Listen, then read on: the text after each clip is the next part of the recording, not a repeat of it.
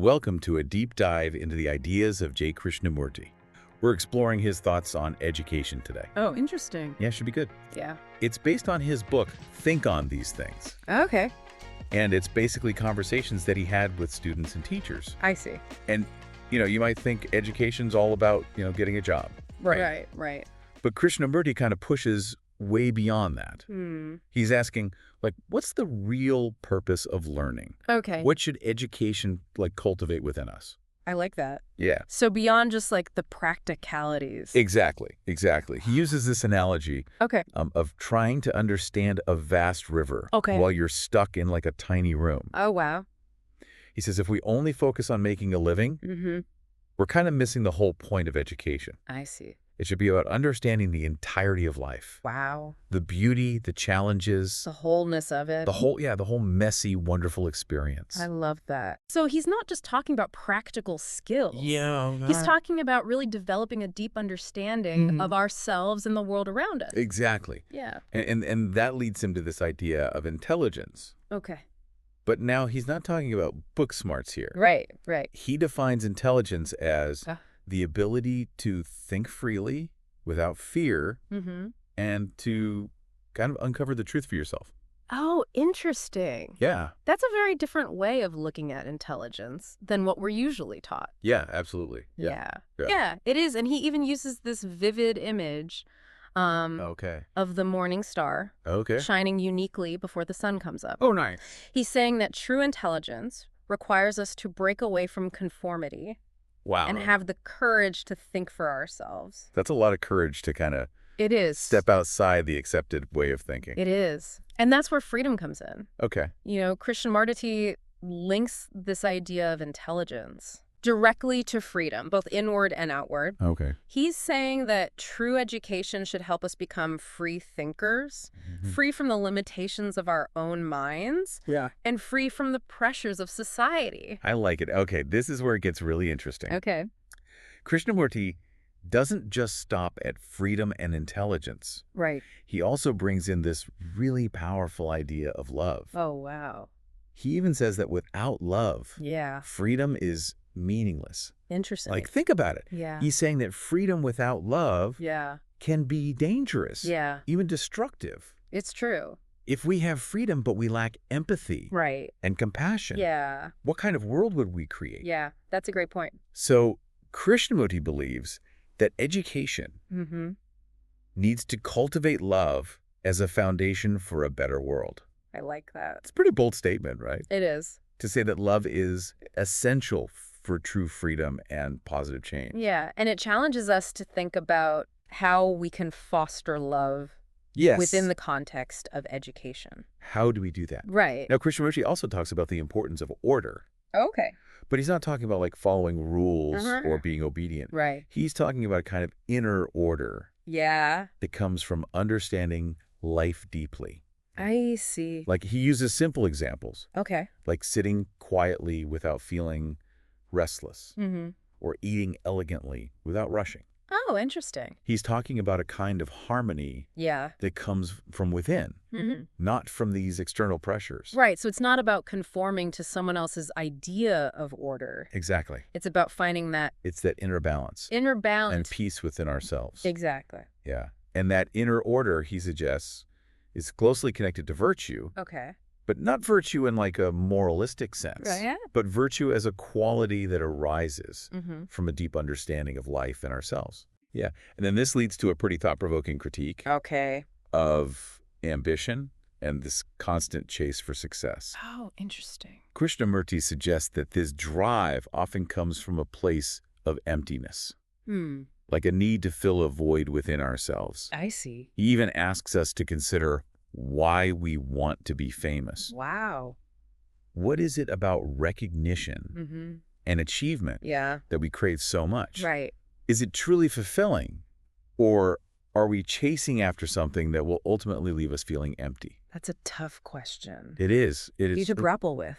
Especially in a world that constantly tells us to strive for more, achieve more, be more. Absolutely. It's a constant message. So Krishnamurti's perspective is really inviting us to question these societal values and examine our own ambitions honestly. Right. Are we pursuing goals that truly align with our values and bring us joy? Yeah. Or are we caught in this cycle of striving that Another never key truly idea he brings up satisfies? is cooperation. That's a great question. Okay. Yeah. But again, he has a unique take on it. Right. He says it's not about following a plan Right. or agreeing on everything. Okay. He says true cooperation goes much deeper than that. Interesting. He compares it to those expanding circles Okay. that form when you throw a stone into water. Right. The real movement, the real energy comes from the center, The point of impact. the point of impact. Yeah. In the same way, true cooperation for Krishnamurti comes from a shared purpose, Okay. a genuine desire to work together, Right. not just from external pressures. So he's saying that true cooperation isn't about forcing people to do things a certain way. No. It's about finding that It's about finding that common ground, common ground. that shared passion Yeah. that inspires everyone to contribute their best. Yes. And he even points out that sometimes what we call cooperation is really just a form of greed or fear. Oh, a way of manipulating people to get what we want. Wow. So he's encouraging us to look beyond superficial agreements and really examine the motivations behind our collaborations. Exactly. Are we truly working together in a spirit of harmony? Right. Or are we just trying to control the outcome? That's a great point. Yeah. And that leads to another fascinating distinction he makes. Yeah. The difference between self-confidence and what he calls innocence. Okay. So self-confidence often comes from achievements and recognition within the existing system. Right. But Krishnamurti suggests that true confidence, the kind that can't be shaken, comes from breaking free from that system entirely. Oh, I see. He calls it innocence. Okay. Because it's like seeing the world with fresh eyes. Yeah. Without the baggage of our conditioning and expectations. Oh, yeah. It's a confidence that comes from within, not from external validation. I like that a lot. So he's warning us that even success can become a trap It can. if we let it define us. Absolutely. True confidence, he suggests, comes from a deeper place. A place of self-awareness and freedom from the need for external validation. Yeah, and that leads us to another challenging idea. Okay. The need to confront loneliness. Oh, wow. Krishnamurti suggests that instead of running from this uncomfortable feeling, we should embrace it, explore it. Okay. He says it's in those moments of solitude, when we're not distracted by external things, that we can really get to know ourselves. Interesting. It's a pretty counterintuitive idea. It is. Right? In a world that's constantly telling us to connect, to be social, to be entertained. To be out there. Yeah, Krishnamurti is saying that solitude is essential for growth. Absolutely. And he argues that most of us are terrified I can see that. of being alone with ourselves. Yeah. We fill our lives with distractions to avoid facing that emptiness, that boredom. Yeah. But he believes that it's precisely in that emptiness that we can discover who we truly are beyond the roles we play and the expectations we try to fulfill. Yeah. It's in those quiet moments of solitude that we can connect with our deepest selves. I like that. Yeah. And he doesn't present it as an easy task, though. No. In fact, he points out that most of us run from those uncomfortable feelings. We do. Of loneliness. We seek distractions, entertainment, anything to avoid being alone with our thoughts. Yeah. So what he's suggesting is a pretty radical shift. It is. In perspective. Yeah. He's saying that instead of fearing loneliness, we should see it as an opportunity. To delve into our own inner world. Yes. And discover what lies beneath the surface. That's powerful. Yeah, I think so too. He's not just saying to like sit in a dark room and feel bad, though. Right. He's actually connecting loneliness Okay. to our ability to become the players in life. Okay. Not just the spectators. Oh, interesting. So by understanding and moving through loneliness, we become more active participants in our own lives. I see. Rather than just letting life happen to us. Yeah, I like that. Now, this kind of ties into another idea that might seem surprising. Yeah. His emphasis on observing ourselves. Okay, he doesn't mean just like looking in the mirror, though. No. He's talking about a much deeper kind of self-observation. He encourages us to really pay attention to our thoughts, our reactions, our behaviors, especially in relationships. Oh, interesting. It's like we become our own science experiment. That sounds a bit daunting. Yeah. Like, am I supposed to analyze every little thing I do? He frames it more like paying gentle attention. Okay. He even uses this great metaphor. He says, our self is like an onion. Okay. With layers built up from our experiences, thoughts, and even things put into our minds by others. Oh, like how our parents, Exactly. our teachers, even the media kind of shape our way of thinking. Exactly. Krishnamurti's suggesting that self-knowledge isn't just about our surface personality. No. It's about peeling back those layers to understand the deeper forces that make us who we are. That's a pretty big task. It is. Yeah. But he suggests that it's the foundation for true freedom. Okay. Remember, he sees education as more than just career prep. Right. It's about cultivating that freedom to understand ourselves and the world. So self-knowledge is like the key. That's a great way to put it. That unlocks the door to freedom. Now, all this talk about freedom and self-discovery might make you think Krishnamurti's all about rebellion. Oh, okay. But it's actually more nuanced than that. Okay. He draws a distinction between revolt and true revolution. So smashing the system isn't necessarily the answer. Not quite. Okay. He uses this powerful image of a prison. Okay. Most rebellions, he says, are just about trying to improve conditions within that prison. We're still trapped. Okay. True revolution is about escaping the prison entirely. Wow. Breaking free from the mental and societal structures that confine us. So it's not just about changing the outer world. No. It's about a much deeper transformation. It is. Within ourselves. Exactly. And that transformation, he says, requires us to challenge all our conditioning, all the beliefs and assumptions we've inherited. That sounds incredibly challenging. It is, but Krishnamurti offers some guidance. Okay. He suggests that true revolution starts with understanding the nature of thought itself. Oh, that reminds me of what we talked about earlier. Right. That intelligence he's talking about, that freedom of thought. He says that most of us are trapped in a cycle of thinking. Okay. Our thoughts create our reality, and then that reality reinforces our thoughts. Right, right. He wants us to break free from that cycle, to see the world with fresh eyes. So it's not about erasing our thoughts. No. It's about becoming aware of them. Exactly. Seeing them for what they are. Yeah. And not letting them control us. That's a great way to put it. I like that. Now, all this might sound a bit heavy. Yeah, a little bit. So let's shift gears a bit. Okay. And talk about something more uplifting. Okay, I'm all for that. Beauty. What does Krishnamurti have to say about beauty? Well, he challenges the conventional idea that beauty is just about appearances. He says true beauty is an expression of inner goodness. Oh, wow. Of sensitivity to the world around us. That makes me think of those nature shows. Exactly. Where they zoom in on like the tiniest details. Yeah. A spider web glistening with dew. Yeah. A hummingbird hovering over a flower. Krishnamurti says beauty is all around us if we just open our eyes to it. I see. In nature, in human connection, even in moments of sorrow. So it's not about seeking beauty in superficial things. No. It's about cultivating. It's about cultivating an inner sensitivity that allows us to appreciate beauty in all its forms. And he ties this directly to our capacity for love. He does. It sounds like he's saying that love and beauty are intertwined. Yeah. That one cannot exist without the other. That's a great insight.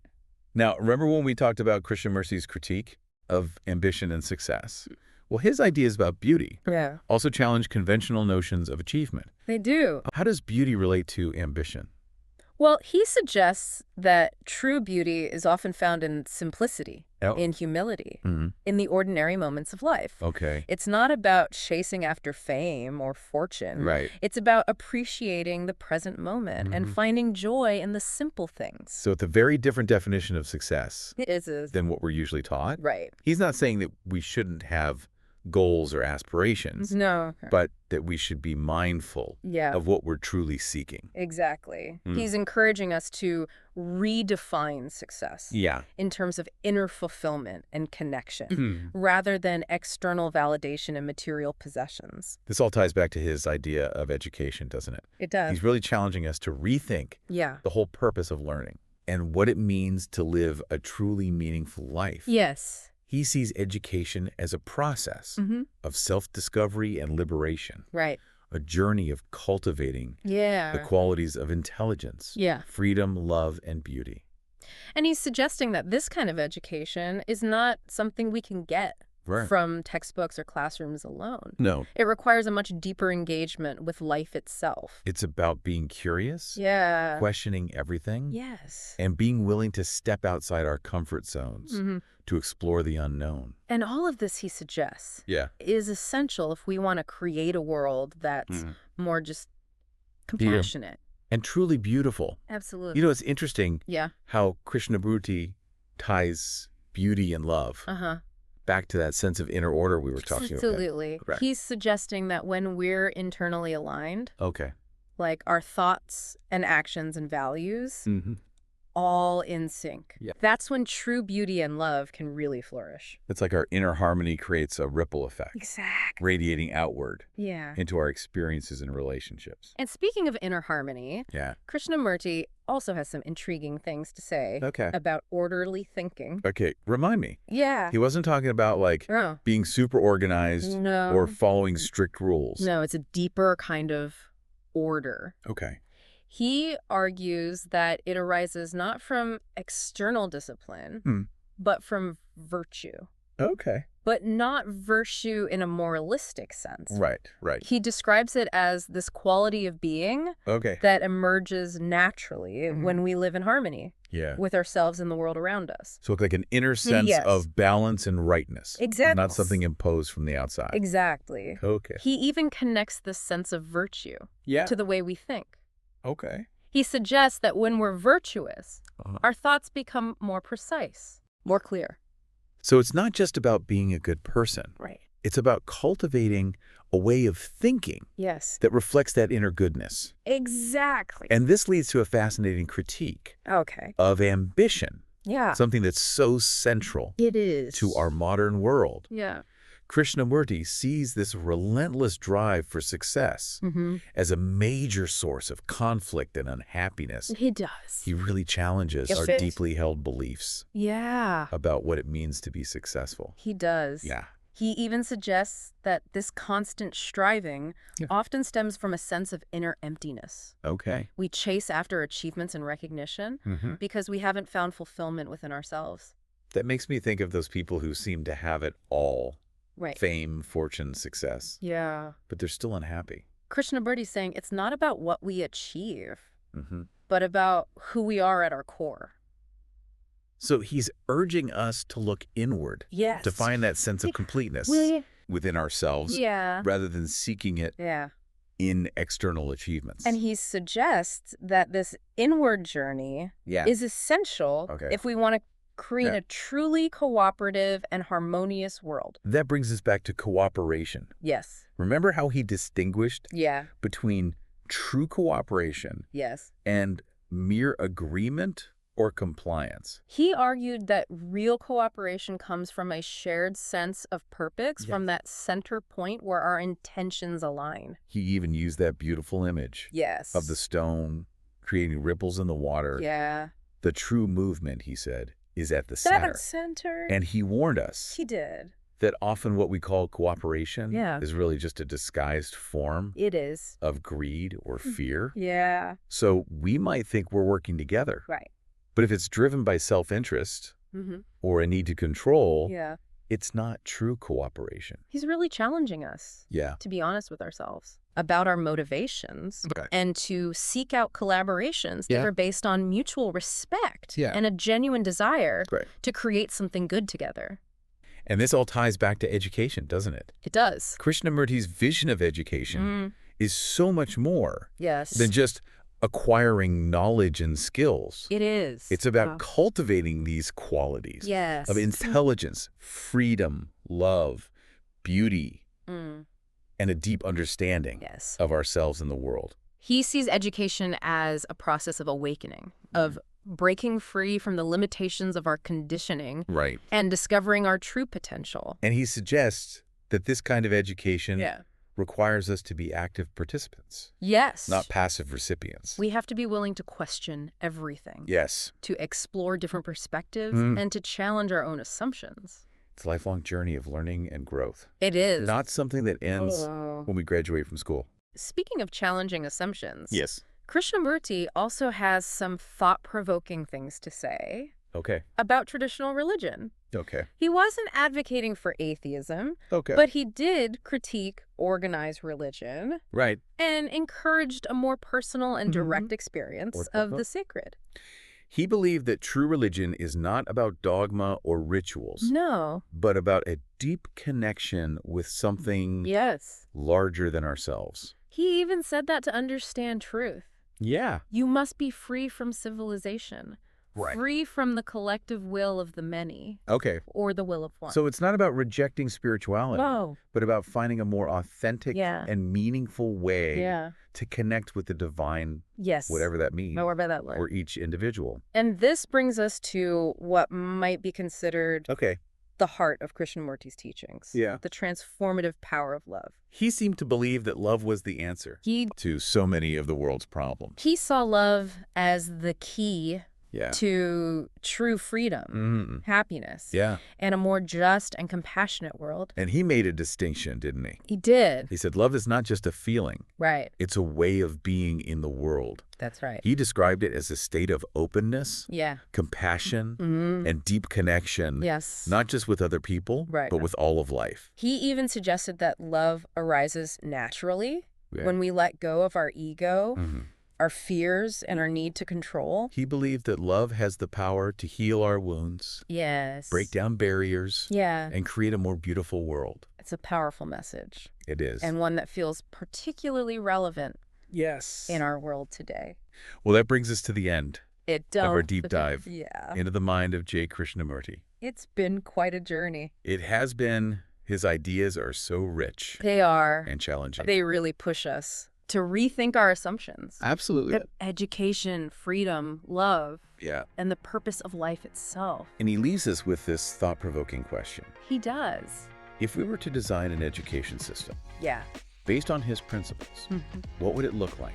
It's an invitation to imagine a world where education is not just about getting a job, but about cultivating the qualities of intelligence, freedom, love, and compassion in every individual. What a powerful vision. It is. We hope you've enjoyed this deep dive. Yes. And that Krishnamurti's ideas will continue to spark your curiosity. Absolutely. And inspire you to create positive change in your own life. Yeah. And in the world around you. Thanks for joining us. Thanks for joining us. Yeah.